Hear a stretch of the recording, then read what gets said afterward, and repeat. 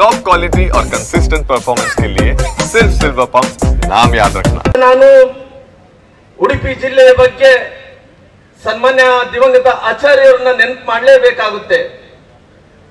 ಯಾಕೆ ಒಂದು ಕಾಲದಲ್ಲಿ ಕರಾವಳಿ ಪ್ರದೇಶದಲ್ಲಿ ಉಡುಪಿಯಲ್ಲಿ ಆಚಾರ್ಯ ಅಂದ ತಕ್ಷಣ ಒಬ್ಬ ಪ್ರಾಮಾಣಿಕವಾದಂತ ವ್ಯಕ್ತಿ, ಒಬ್ಬ ಸಜ್ಜನವಾದಂತ ವ್ಯಕ್ತಿ, ಒಬ್ಬ ನಿಷ್ಠುರವಾದಂತ ವ್ಯಕ್ತಿ, ಅಭಿವೃದ್ಧಿಯ ಅಧಿಕಾರರು ಅನ್ನಂಥದ್ದು ಇಡೀ ರಾಜ್ಯದಲ್ಲಿ ಆಚಾರ್ಯರು ಅನ್ನಂತ ವ್ಯಕ್ತಿನ ಇವತ್ತು ಕೊಂಡಾಡುತ್ತಿದ್ರು ಭಾರತೀಯ ಜನತಾ ಪಾರ್ಟಿ. ಬಹುಶಃ ಅವರು ದೈವಾಧೀನರಾದ ನಂತರ ಅವ್ರು ತೀರ್ಕೊಂಡ ನಂತರ ನಾನು ಸಾರಿಗೆ ಮಂತ್ರಿ ಆಗಿದೆ, ಯಡಿಯೂರಪ್ಪ ಅವರು ಕ್ಯಾಬಿನೆಟ್ನ ಮುಖ್ಯಮಂತ್ರಿಗಳಾಗಿದ್ರು. ಅವತ್ತು ನನ್ನ ಕೇಳಿದ್ರು, ಶ್ರೀರಾಮುಲರೇ, ಆಚಾರ್ಯರು ಭಾರತೀಯ ಜನತಾ ಪಾರ್ಟಿಯನ್ನು ಕಟ್ಟಿದಂತವರು, ಇವತ್ತು ಉಡುಪಿ ಜಿಲ್ಲೆಯ ಕಾರ್ಯಕರ್ತರು, ಹಿಂದುತ್ವದ ಕಾರ್ಯಕರ್ತರು, ಎಲ್ಲ ನನ್ನ ಅಣ್ಣ ತಮ್ಮಂದ್ರು, ಅಕ್ಕ ತಂಗಿದ್ರು, ಎಲ್ಲರೂ ಕೂಡ ಪಾರ್ಟಿಗೆ ದೊಡ್ಡ ಶಕ್ತಿ ಇದ್ದಂತ ಜನರು. ಆಚಾರ್ಯರು ನಮ್ಮ ಮಧ್ಯೆ ಇಲ್ಲ, ಏನು ಮಾಡಬೇಕು ಅಂತ ಕೇಳಿದಂತ ಟೈಮಲ್ಲಿ ಆಚಾರ್ಯ ಅವರು ಅವ್ರ ನೆನಪಿನ ಸಲುವಾಗಿ ಏನೋ ಉಡುಪಿಯ ಬಸ್ ಸ್ಟ್ಯಾಂಡ್ ಅನ್ನು ಆಚಾರ್ಯ ಬಸ್ ಸ್ಟ್ಯಾಂಡ್ ಅಂತೇಳಿ ಮಾಡಬೇಕು ಅಂತೇಳಿ ಅವತ್ತು ಕ್ಯಾಬಿನೆಟ್ ಅಲ್ಲಿ ಯಡಿಯೂರಪ್ಪ ತೀರ್ಮಾನ ತಗೊಂಡಿದ್ದ ಪ್ರಕಾರವಾಗಿ ಅವತ್ತು ನಾನು ಸಾರಿಗೆ ಮಂತ್ರಿ ಆಗಿ ಉಡುಪಿಯ ಬಸ್ ಸ್ಟ್ಯಾಂಡ್ ಆಚಾರ್ಯ ಹೆಸರು ಮೇಲೆ ಇಡುವಂತ ಕೆಲಸ ನಾನು ಅವತ್ತು ಮಾಡಿಕೊಟ್ಟೆ. ಯಾಕಂದ್ರೆ ಇವತ್ತು ಈ ವಿಚಾರವನ್ನು ಮಾತಾಡೋಕೆ ಮುಂಚೆ ಇವತ್ತು ಈ ಕರ್ನಾಟಕ ರಾಜ್ಯದಲ್ಲಿ ಇವತ್ತು ಯಾರು ಕೂಡ ಸಾಮಾನ್ಯವಾದಂತ ವ್ಯಕ್ತಿಗಳು ಯಾರಿಗೂ ಬದುಕಲಾರದಂತ ಪರಿಸ್ಥಿತಿಗೆ ಬಂದ್ಬಿಟ್ಟಾರ. ಒಂದು ಕಡೆ ಸರ್ಕಾರ ಅನ್ನಂಥದ್ದು ಅದು ಮಾತಾಡ್ಲಿಕ್ಕೆ ಬರ್ತಾ ಇಲ್ಲ, ಮೂಗಾಗಿ ನಿಂತಿದೆ, ಕಿವಿ ಕೇಳ್ತಾ ಇಲ್ಲ, ಕಿವುಡರಾಗಿ ಕುಂತಿದೆ, ಕಣ್ಣು ಕಾಣ್ತಾ ಇಲ್ಲ, ಕಣ್ಣು ಕುರುಡರಾಗಿ ಕುಂತಾವ. ಇವತ್ತು ಸರ್ಕಾರದ ಬಗ್ಗೆ ಎಷ್ಟೇ ಹೇಳಿದ್ರು ಕೂಡ ಕಡಿಮೆ ಆಗ್ತಾ ಇದೆ. ಸರ್ಕಾರಕ್ಕೆಲ್ಲ ಒಂದು ಕಡೆ ಬುದ್ಧಿ ಕಲಿಸ್ಬೇಕನ್ನಂತ ಕಾರಣದಿಂದ ಇವತ್ತು ಬದುಕುವಂತ ಜನರಿಗೆ ತೊಂದರೆ ಆಗ್ತಾ ಇದೆ ಅನ್ನೋ ಕಾರಣದಿಂದ ಈ ಹೋರಾಟವನ್ನು ಪ್ರಾರಂಭ ಮಾಡಿದ್ವಿ. ಸದನದಲ್ಲಿ ಪ್ರಯತ್ನವನ್ನು ಮಾಡಿದ್ರು ಉಡುಪಿ ಜಿಲ್ಲೆಯ ಶಾಸಕರು ಮತ್ತೆ ಎಲ್ಲರೂ ಕೂಡ ರಾಜ್ಯ ನಾಯಕರು ಸೇರಿಕೊಂಡು ಸದನದಲ್ಲಿ ಹೋರಾಟವನ್ನು ಮಾಡುವಂತ ಟೈಮಲ್ಲಿ ನಮ್ಮ ಶಾಸಕರೆಲ್ಲರೂ ಕೂಡ ಮಾರ್ಷಲ್ಗಳನ್ನು ಹಿಡ್ಕೊಂಡು ಹೊತ್ತಾಕುವಂತ ಕೆಲಸ ಮಾಡಿದ್ರು. ನಂತರ ಹೊರಗಡೆ ಬಂದು ಗಾಂಧೀಜಿ ಮಹಾತ್ಮ ಎದುರುಗಡೆ ಹೋರಾಟವನ್ನು ಮಾಡಿದ್ರು. ಸರ್ಕಾರ ಯಾವುದೇ ರೀತಿಯಲ್ಲಿ ಕ್ಯಾರೆ ಅಂದಿಲ್ಲ. ಅವ್ರು ಏನೇನ ಮಾಡಿಕೊಂಡ್ರಿ, ನಮ್ದು ನಾವು ಮಾಡ್ತಿದ್ವಿ ಅಂದೇಳಿ ಎಲ್ಲದ ಮೇಲೆ ಇವತ್ತು ಬೆಲೆ ಏರಿಕೆಯನ್ನು ಜಾಸ್ತಿ ಮಾಡಿದಾರ. ಬಹುಶಃ ಒಂದು ಗಾಳಿಯನ್ನು ಬಿಟ್ರೆ ಎಲ್ಲವನ್ನು ಕೂಡ ಜಾಸ್ತಿ ಮಾಡಿದ್ದಾರೆ.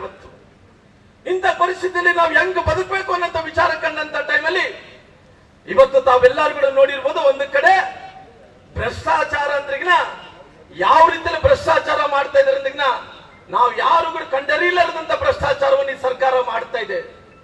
ನಾನು ಇವತ್ತು ಕೇಳುವ ವಿರೋಧ ಪಕ್ಷದಲ್ಲಿ ಇವತ್ತು ಇದ್ದು ನಾನು ಮಾತಾಡ್ತಾ ಇಲ್ಲ.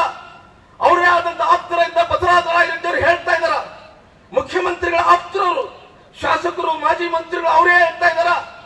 ಇವತ್ತು ಕರ್ನಾಟಕ ರಾಜ್ಯದಲ್ಲಿ ಕಾಂಗ್ರೆಸ್ ಪಕ್ಷದಲ್ಲಿ ನಾವು ಶಾಸಕರಾಗಿದ್ರು ಕೂಡ, ಮುಖ್ಯಮಂತ್ರಿಗಳ ಆಪ್ತರಾಗಿದ್ರು ಕೂಡ ಕರ್ನಾಟಕ ರಾಜ್ಯದಲ್ಲಿ ಭ್ರಷ್ಟಾಚಾರ ಇಡೀ ದೇಶದಲ್ಲಿ ಇವತ್ತು ನಂಬರ್ 1 ಸ್ಥಾನಕ್ಕೆ ಕಾಂಗ್ರೆಸ್ ಪಾರ್ಟಿ ಸೇರ್ಕೊಂಡಿದ್ದಾರೆ ಅಂತ ಮಾತು ಅವ್ರದೇ ಪಾರ್ಟಿ ಆದಂತ ಬಸವರಾಜ ರಾಯರೆಡ್ಡಿ ಅವರು ಹೇಳಿದಾರ. ಭ್ರಷ್ಟಾಚಾರ ಅನ್ನೋದು ತಾರಕ್ಕೆ ಹೇಳ್ತಾ ಇದೆ. ಇವತ್ತು ಕಾಂಪಿಟೇಷನ್ ಬೀಳ್ತಾ ಇದ್ದಾರೆ. ಇವತ್ತು ನಾವೆಲ್ಲರಿಗೂ IPL ಚಾಂಪಿಯನ್ ಟ್ರೋಫಿ ನೋಡ್ತಾ ಇದೀವಲ್ಲ, ಐಪಿಎಲ್ ಮ್ಯಾಚ್, ಅಲ್ಲಿ ಚಾಂಪಿಯನ್ ಟ್ರೋಫಿಯಲ್ಲಿ ಯಾವ ರೀತಿ ಅವ್ರ ಪದಕಗಳನ್ನು ತಗೋಬೇಕೆಂದೇಳಿ, ಆ ಟ್ರೋಫಿ ತಗೋಬೇಕೆಂದೇಳಿ ಹೋರಾಟ ಮಾಡ್ತಾ ಇದ್ರು.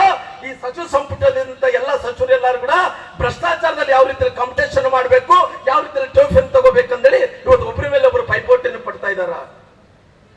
ಇವತ್ತು ನೀವೆಲ್ಲರೂ ಕೂಡ ನೋಡಿರ್ಬೋದು, ಈ ದೇಶದಲ್ಲಿದ್ದಂತ, ಈ ರಾಜ್ಯದಲ್ಲಿದ್ದಂತ ಎಲ್ಲ ಸಂಪತ್ತನ್ನು ಲೂಟಿ ಮಾಡುವಂತ ಕೆಲಸ ಮಾಡ್ತಾ ಇದ್ದಾರ. ಅದಕ್ಕೋಸ್ಕರವಾಗಿ ಇವತ್ತು ಯಾರಿಗೊಬ್ಬರು ಪ್ರಶಂಸೆ ಸಿಗುತ್ತಂದ್ರೆ ಇಲ್ಲ, ಕರ್ನಾಟಕ ರಾಜ್ಯದಲ್ಲಿದ್ದಂತ ಎಲ್ಲ ಸಚಿವರು ಪೈಪೋಟಿಯನ್ನು ಮಾಡ್ಕೊಂತ, ಈ ರಾಜ್ಯದಲ್ಲಿದ್ದಂತ ಮಂತ್ರಿಗಳೆಲ್ಲರೂ ಕೂಡ ಎಷ್ಟು ಉಸುಲು ಮಾಡ್ತೀರಿ, ಎಷ್ಟು ಹೈಕಮಾಂಡಿಗೆ ಮುಟ್ಟಿಸ್ತೀರಿ, ಎಷ್ಟು ಉಸುಲು ಮಾಡ್ತೀರಿ, ಎಷ್ಟು ಹೈಕಮಾಂಡಿಗೆ ಮುಟ್ಟಿಸ್ತಾರೋ, ಯಾರು ಜಾಸ್ತಿ ಉಸುಲು ಮಾಡಿ ಯಾರು ಜಾಸ್ತಿ ಹೈಕಮಾಂಡಿಗೆ ಮುಟ್ಟಿಸ್ತಾರೋ ಅವ್ರಿಗೆ ಫಿಕ್ಸ್ 5 ವರ್ಷದ ಕಾಲ ಮಂತ್ರಿ ಅಂತೇಳಿ. ಇಷ್ಟೊಂದು ದೊಡ್ಡ ಭ್ರಷ್ಟಾಚಾರ ನಡೆಯುವಂತ ಟೈಮಲ್ಲಿ ನಾವು ಸುಮ್ಮನೆ ನೋಡಿ ಕೂಡಕ್ ಆಗಲ್ಲ ಅನ್ನೋ ಕಾರಣದಿಂದ ಇವತ್ತು ಬೀದಿಗೆ ಬಂದು ಹೋರಾಟವನ್ನು ಮಾಡುವಂತ ಕೆಲಸ ಮಾಡ್ತಾ ಇದ್ವಿ. ಇವತ್ತು ಇಡೀ ರಾಜ್ಯದಲ್ಲಿ ಇವತ್ತು ಎಷ್ಟು ಭ್ರಷ್ಟಾಚಾರ ಅಂದ್ರಿಗಿನ ಎಲ್ಲ ನಿಗಮಗಳಲ್ಲಿ ಹಣವನ್ನು ಲೂಟಿ ಮಾಡುವಂತ ಕೆಲಸ ಮಾಡಿದ್ದಾರೆ. ಇವತ್ತು ವಾಲ್ಮೀಕಿ ಅಭಿವೃದ್ಧಿಯ ನಿಗಮದಲ್ಲಿ ಎಲ್ಲ ನಿಗಮಗಳಲ್ಲಿ ಹಣವನ್ನು ಖಾಲಿ ಮಾಡಿ, ಭ್ರಷ್ಟಾಚಾರವನ್ನು ಮಾಡಿ, ಎಲ್ಲಿ ಬೇಕಾದ್ರಲ್ಲಿ ಕೂಡ ವರ್ಗಾವಣೆಗಳು ಮಾಡಿ, ಎಲ್ಲಿ ಬೇಕಾದ್ರೂ ಕೂಡ ಎಲೆಕ್ಷನ್ ದಲ್ಲಿ ಬಳಕೆ ಮಾಡಿಕೊಂಡು ಈ ರೀತಿ ಮಾಡುವಂತ ಟೈಮಲ್ಲಿ ಕೂಡ ಎಲ್ಲ ಒಂದು ಕಡೆ ಅವರು ಸರ್ಕಾರದಲ್ಲಿ ಅವ್ರಿಗೆ ಬೇಕಾದಂತ ಬೇರೆ ಬೇರೆ ಇಲಾಖೆಯಲ್ಲಿ ಇನ್ವೆಸ್ಟಿಗೇಷನ್ ಮಾಡಿಸಿ ಕ್ಲೀನ್ ಚಿಟ್ ಅನ್ನು ಕೊಡಿಸ್ಕೊಂಡ ನಂತರ ಇವತ್ತು CBI ಮತ್ತು ED ಎಂಟ್ರಿ ಆದ ನಂತರ ಇವತ್ತು ಸಮಾಜ ಕಲ್ಯಾಣ ಮಂತ್ರಿಗಳಲ್ಲ, ಇವತ್ತು ಪರಿಶಿಷ್ಟ ವರ್ಗಗಳ ಮಂತ್ರಿಗಳಂತ ನಾಗೇಂದ್ರ ಅವರು ಅವರು 187 ಕೋಟಿ ರೂಪಾಯಿ ಅವ್ಯವಹಾರ ಮಾಡಿ ಭ್ರಷ್ಟಾಚಾರ ಮಾಡಿ ಜೈಲಿಗೆ ಹೋಗಿದ್ರು. ಜೈಲಿಗೆ ಹೋದ ನಂತರ ಅವ್ರು ಕ್ಲೀನ್ ಚಿಟ್ ಕೊಟ್ಟ ನಂತರ ಕೂಡ ಇವತ್ತು ಇಡಿ ಇವತ್ತು ಸಮನ್ಸನ್ನು ಕೊಟ್ಟು ಇವತ್ತು ರಾಜ್ಯಪಾಲರು ಇವತ್ತು ಅವ್ರು ಇನ್ವೆಸ್ಟಿಗೇಷನ್ ಮಾಡ್ಬೇಕೆನ್ನ ಆದೇಶವನ್ನು ಕೂಡ ಕೊಡುವಂತ ಕೆಲಸ.